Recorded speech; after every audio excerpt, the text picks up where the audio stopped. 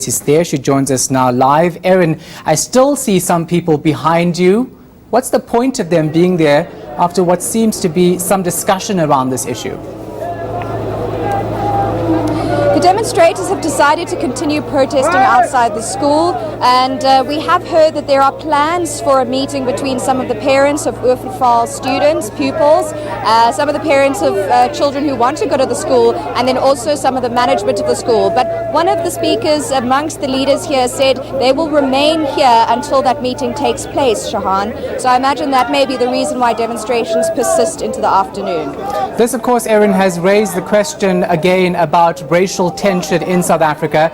Yesterday there were reports of an SMS that went out calling on all, and I quote, Boere to come out in support of the school. What are we seeing happen there in regards to that? Yes, Shahan, there has also been a voice note circulating, and a couple of journalist friends have shared that with me. I don't know the details of those organizations, who they represent, what their demographic is, what their mandate is, and so on. Certainly there have been a volley of racial slurs, or sort of cultural slurs, if you like, going back and forth between bystanders, demonstrators, and people here on the scene. Parents of some of those at Hoërskool Overvaal have been at pains to say that this is rather about language, about the school being full, the fact that there are other schools in the area that have capacity, but of course there are also claims that this is really a matter of race. Now, let's talk about the education system itself. We know that the education MEC in Gauteng went up against the school in court, some asking why he hasn't come there to ensure that education actually does happen in the school from day one.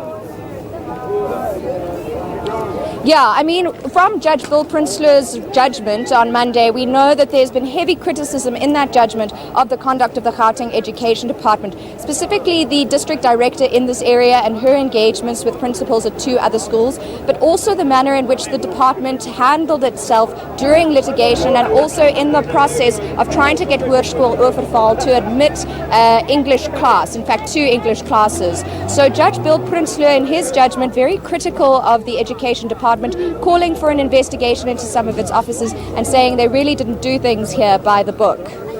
Erin, it can't be nice for the pupils in school right now. We see some, rocks on the road. We saw tires burning yesterday, again possibly today. They have to actually sneak out through the back entrance yesterday.